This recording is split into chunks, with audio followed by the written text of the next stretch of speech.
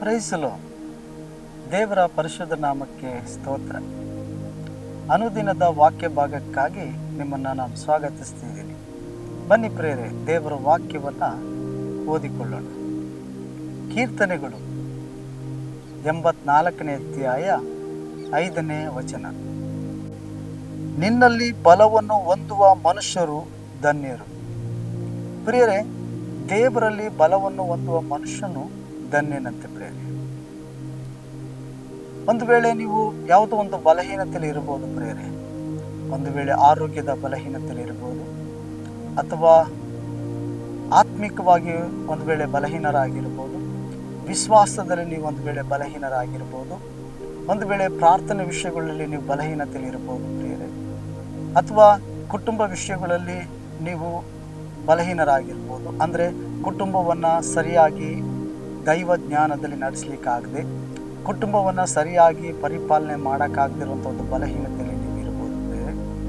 ಅಂದರೆ ದೇವರ ಕೊಟ್ಟಂಥ ಕುಟುಂಬವನ್ನು, ಮಕ್ಕಳನ್ನು ದೇವರ ಭಯಭಕ್ತಿಯಲ್ಲಿ ನಡೆಸುವ ವಿಷಯದಲ್ಲಿ, ಮತ್ತು ನಿಮ್ಮ ಕುಟುಂಬನ ಆಧ್ಯಾತ್ಮಿಕವಾಗಿ ನಡೆಸುವ ವಿಷಯದಲ್ಲಿ ಒಂದು ವೇಳೆ ನೀವು ಬಲಹೀನರಾಗಿರ್ಬೋದು ಪ್ರಿಯರೇ. ಅಥವಾ ನೀವು ಹಣದ ವಿಷಯದಲ್ಲಿ ನೀವು ಬಲಹೀನರಾಗಿರ್ಬೋದು, ಅಥವಾ ಸಾಲಗಳಲ್ಲಿ ಇರ್ಬೋದು ಒಂದು ವೇಳೆ ಪ್ರಿಯರೇ. ಒಂದು ವೇಳೆ ನೀವೊಂದು ಇಕ್ಕಟ್ಟಾದ ಪರಿಸ್ಥಿತಿಯಲ್ಲಿ ಇರ್ಬೋದು. ಈ ರೀತಿಯಾಗಿ ಅನೇಕ ವಿಧವಾದ ನೀವು ಬಲಹೀನತೆಯಲ್ಲಿ ಅಥವಾ ಯಾವುದೋ ಒಂದು ಬಲಹೀನತೆಯಲ್ಲಿ ನೀವಿರ್ಬೋದು ಪ್ರಿಯರೇ. ಒಂದು ವೇಳೆ ಆ ಬಲಹೀನತೆ ಮಧ್ಯದಲ್ಲಿ ನೀವು ಹೇಗೆ ಬಲವನ್ನು ಹೊಂದಲಿಕ್ಕೆ ಸಾಧ್ಯ? ನೀವು ಕರ್ತನಾದ ಯೇಸು ಕ್ರಿಸ್ತನ ಬಳಿಗೆ ಬಂದು ನೀವು ಆತನನ್ನು ಮನಸಾರೆ ವಿಶ್ವಾಸವಿಟ್ಟು ನೀವು ಪ್ರಾರ್ಥನೆ ಮಾಡುವುದಾದರೆ, ದೇವರಲ್ಲಿ ನೀವು ಸಹಾಯ ಕೇಳುವುದಾದರೆ, ದೇವರಲ್ಲಿ ಬಳಿಯಲ್ಲಿ ಪ್ರಾರ್ಥಿಸಿಕೊಂಡು, ದೇವರೇ ನನಗೆ ಅನಾರೋಗ್ಯದ ಬಲಹೀನತೆ ಇದೆ, ನನಗೆ ಆರೋಗ್ಯವನ್ನು ಕೊಡಿ, ನನಗೆ ಆರೋಗ್ಯ ಬಲವನ್ನು ಕೊಡಿ ಅಂತೇಳಿ ನೀವು ಪ್ರಾರ್ಥಿಸುತ್ತಾ ದೇವರಿಂದ ಆರೋಗ್ಯನ ನೀವು ಹೊಂದಿಕೊಳ್ಳೋದಾದರೆ, ಆರೋಗ್ಯ ಬಲವನ್ನು ನೀವು ಹೊಂದಿಕೊಳ್ಳೋದಾದರೆ ನೀವು ಧನ್ಯರಾಗ್ತೀರಿ ಪ್ರೇರಿ. ಯಾಕಂದರೆ ದೇವರ ವಾಕ್ಯ ಹೇಳ್ತದೆ, ಆತನಲ್ಲಿ ಬಲವನ್ನು ಹೊಂದುವವರು ಧನ್ಯರಂತೆ. ಹಾಗಾದರೆ ನಾವು ಅನೇಕ ವಿಷಯಗಳಲ್ಲಿ ಬಲಹೀನರೇ ಆಗಿದ್ದೀವಿ ಪ್ರೇರೆ. ಆದರೆ ನಮ್ಮನ್ನು ಬಲಪಡಿಸುವ ಆತನು ಒಬ್ಬನಿದ್ದಾನೆ. ಆತನು ಕರ್ತನಾಗಿರುವ ಕ್ರಿಸ್ತನ ಬಳಿಯಲ್ಲಿ ಬಂದು ನಾವು ಪ್ರಾರ್ಥಿಸುವಾಗ ನಮ್ಮ ಬಲಹೀನತೆಗಳನ್ನು ನಾವು ಬಲ ಹೊಂದಬೇಕು ಪ್ರೇರೆ. ಆತನಲ್ಲಿ ಬಲ ಉಂಟು.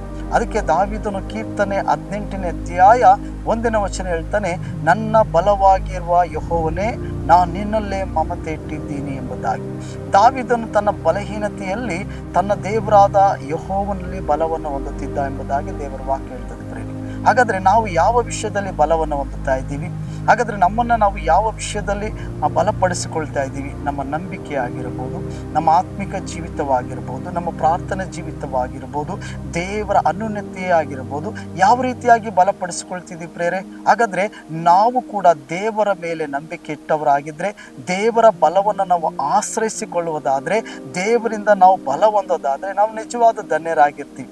ಅದಕ್ಕಾಗಿ ನೋಡಿ, ದಾವೀದನು ತನ್ನ ದೇವರಲ್ಲಿ ತನ್ನನ್ನು ತಾನು ಬಲಪಡಿಸಿಕೊಂಡಂತೆ ಪ್ರೇರೆ. ಹಾಗಾದರೆ ನಾನು ನೀವು ದೇವರಲ್ಲಿ ಬಲಪಡಿಸಿಕೊಳ್ಳಬೇಕು. ಈ ಲೋಕದ ಯಾವುದೋ ಸಂಗತಿಗಳು, ಯಾವುದೋ ವಸ್ತುಗಳು ಅಥವಾ ಯಾವುದೋ ಕಾರ್ಯದಲ್ಲಿ ನಮ್ಮನ್ನು ನಾವು ಬಲಪಡಿಸಿಕೊಳ್ಳೋದಾದರೆ ಅದು ಶರೀರ ಬಲ ಎನಿಸಿಕೊಳ್ತದೆ ಪ್ರೇರೆ. ಆದರೆ ಅದು ಆಧ್ಯಾತ್ಮಿಕವಾದ ಬಲವಾಗಿರಲ್ಲ. ಮತ್ತು ನಾವು ದೇವರ ಮೇಲೆ ಇಟ್ಟಂಥ ವಿಶ್ವಾಸದಲ್ಲಿ ಒಂದು ವೇಳೆ ಬಲಹೀನರಾಗಿದ್ದರೆ, ಆತನ ವಾಕ್ಯವನ್ನು ಓದಿ, ಆ ವಾಕ್ಯವನ್ನು ಕೇಳಿ, ಆ ವಾಕ್ಯದ ಮೇಲೆ ವಿಶ್ವಾಸವನ್ನು ಇಟ್ಟು ನಾವು ವಿಶ್ವಾಸದಲ್ಲಿ ಬಲ ಹೊಂದಬೇಕು. ಯಾಕಂದರೆ ದೇವರ ವಾಕ್ಯ ಏನು ಹೇಳ್ತದೆ? ದೇವರ ವಾಕ್ಯವನ್ನು ಕೇಳುವುದರಿಂದ ನಮಗೆ ನಂಬಿಕೆ ಬರ್ತದಂತೆ. ನಾವು ದೇವರ ವಾಕ್ಯವನ್ನು ಕೇಳೋದ್ರಿಂದ ನಾವು ನಂಬಿಕೆ ನಮ್ಮ ಒಳಗಡೆ ಬರ್ತದಂತೆ. ಹಾಗಾದರೆ ನಾವು ನಂಬಿಕೆಯಲ್ಲಿ ಬಲ ಹೊಂದಬೇಕಾದ್ರೆ ಆತನ ವಾಕ್ಯವನ್ನು ನಾವು ಕೇಳಬೇಕು, ಆ ವಾಕ್ಯವನ್ನು ಅರ್ಥ ಮಾಡಿಕೊಳ್ಬೇಕು ಪ್ರಿಯ. ಆಗ ನಮ್ಮಲ್ಲಿ ನಂಬಿಕೆ ಬರ್ತದೆ. ಆಗ ನಂಬಿಕೆಯಲ್ಲಿ ನಾವು ಬಲ ಹೊಂದಲಿಕ್ಕೆ ಸಾಧ್ಯ.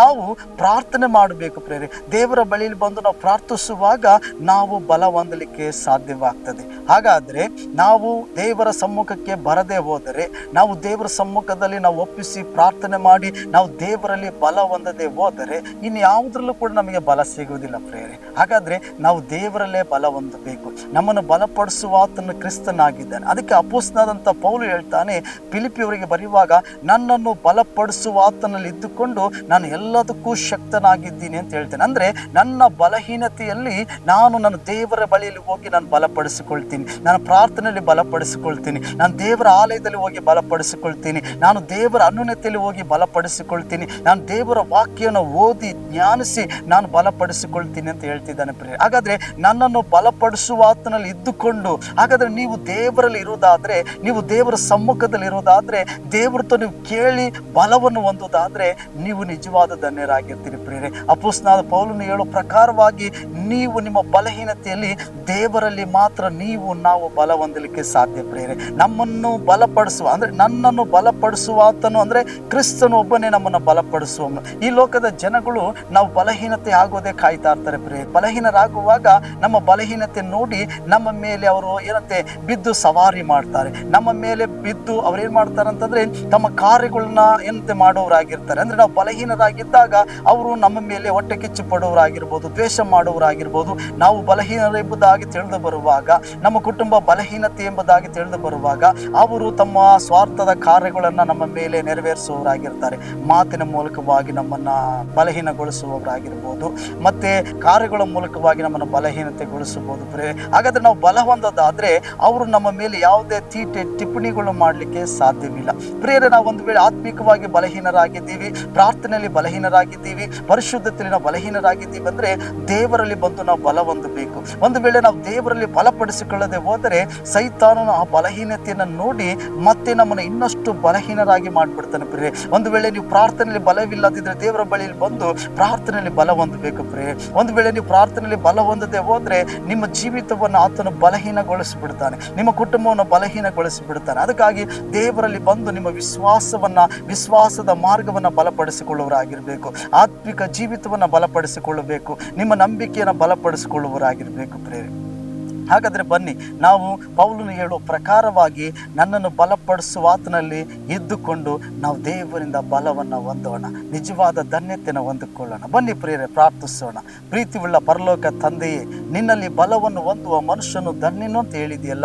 ಆದ್ದರಿಂದ ಸ್ವಾಮಿ, ಯಾರೆಲ್ಲ ಪ್ರಾರ್ಥಿಸ್ತಿದ್ದಾರೋ ಅವ್ರನ್ನ ಬಲಪಡಿಸು, ಯಾರೆಲ್ಲ ಬಲಹೀನತೆಯಲ್ಲಿ ಇದ್ದಾರೋ ಅವರಿಗೆ ನಿನ್ನ ಬಲದಿಂದ ತುಂಬಿಸು ಸ್ವಾಮಿ. ನಾವು ಬಲಹೀನರಾಗಿರದಂತೆ ನಿನ್ನಿಂದ ಬಲವನ್ನು ಹೊಂದಿ ನಿಮ್ಮ ರಾಜ್ಯಕ್ಕೆ, ನೀತಿಗೆ ಉಪಯೋಗ ಆಗುವಂತೆ ಸಹಾಯ ಮಾಡು ಕರ್ತನೇ. ಹೌದು ದೇವರೇ, ಬಲಹೀನತೆಯಲ್ಲಿರುವ ಪ್ರತಿಯೊಬ್ಬ ಮಕ್ಕಳನ್ನು ನಿನ್ನ ಪರಿಶುದ್ಧಾತ್ಮನಿಂದ ಬಲಪಡಿಸು, ನಿನ್ನ ವಾಕ್ಯದಿಂದ ಅವ್ರನ್ನ ಬಲಪಡಿಸು, ಮುನ್ನಡೆಸಿರಿ. ಯೇಸುವಿನ ನಾಮದಲ್ಲಿ ಬೇಡ್ತೀನಿ ತಂದೆ, ಆಮೆನ್.